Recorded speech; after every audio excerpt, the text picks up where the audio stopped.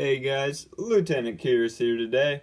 I'm here with Season 3, Episode 7 of the Serenno Mini MOC series. Now, this series has gone on for quite a while. I would like your opinion on how many seasons I should do. I would like to do 4, but if you want me to do 3 or 5 or however many, I would like you guys to let me know in the comment section below. Now, as Season 3 is concerned, if you haven't seen the Season 3 leading up to this point, that would be very helpful for you in terms of knowing what has happened so far. So basically, in the last episode, we lost another character from the good guys. And what I mean by the good guys is, I don't call them the Mocton Rebels or the Clone Troopers, because they're a mixture. So I really like how I have done a mixture of, not just clones, not just rebels. They're not actually in the rebellion because obviously it's during the Clone Wars at this point. But yeah, I really like how I do that, so let me know what you think of this episode. So yeah, let's get into that overhead shot. Alright, so as you guys can see, once again, this episode or mini MOC is on a 32 by 32 base plate. And you can see there is a rock structure that winds around just a little bit and is quite small and skinny near the back, at the back side of this mini MOC. And you can see it is reasonably open over here. There are 2 bushes, one of them that is currently being burnt by a flamethrower, which I will get into in a little bit.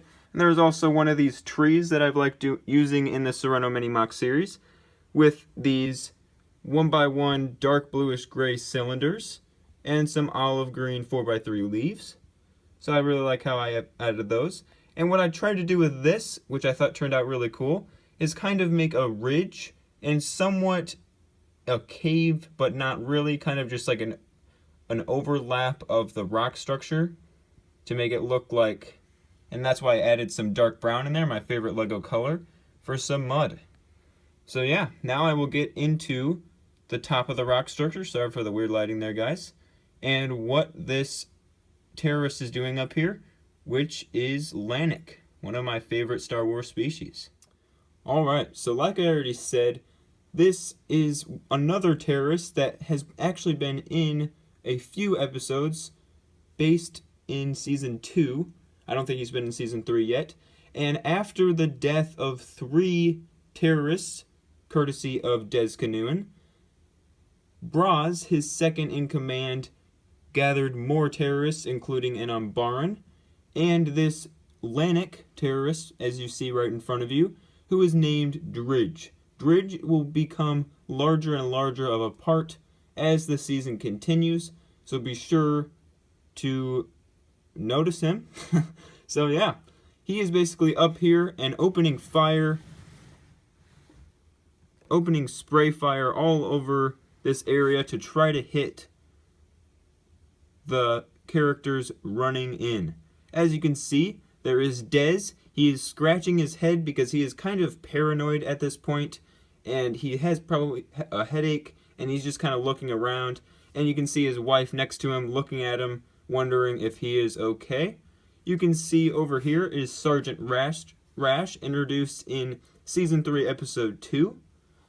There is another Mocton Rebel, Jeffin Greybodge. And my personal favorite, Toonfern Ligram, is sitting right there with his dual DC-15Ss with vertical grips. And now I will show you guys where the 2 clones, the famous clones that have been in this series the whole time, and what they are doing, and how they are trying to trap in the terrorists down below. So let's get into that. Alright, so as you guys can see, here's another view of the rock structure, and there's a decent amount of vegetation inside this little cave area. I know this is really not a cave, like I already said, but I really tried to capture that it kind of hangs over, which is why I added these leaves up top that add some, and I also added those seaweed pieces just to add a little shade, I guess, to this cave area.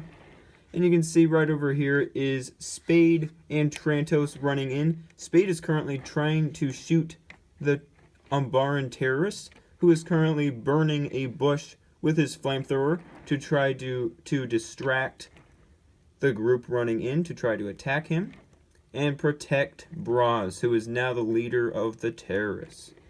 So yeah, you can see some nice vegetation here and there, a lot of olive green stem grass, and these curly stems, also known as Slugamai Battle Pack stems. You can see as we run back here, there is Toonfront, as I will focus on him, with his nice backpack. I really like Toonfront in this pose. He is kneeling and he has both of his DC-15S's aimed right where the Umbaran is about to run. And you can see once again this tree in the corner and a lot more nice vegetation. There's a patch of these weed pieces, which are simply stem grass with 3 leaves on them. And there's another shot of Dez and Maya. Dez, like I already said, is getting very paranoid and is basically getting a mental disorder after the death of his daughter. Very sad, and how he just went completely insane over 3 terrorists that he obliterated with his axe. So, if you guys haven't seen that episode yet, be sure to check it out. It was Season 3, Episode 4. Very intense and definitely good character development in that, so be sure to check that out.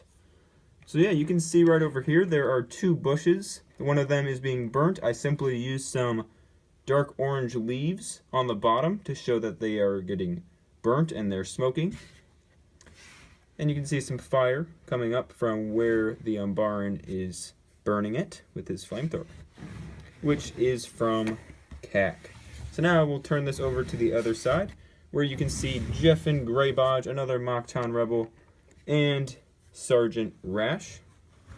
And as we get over here, here's another feature of these bamboo leaves in dark bluish gray.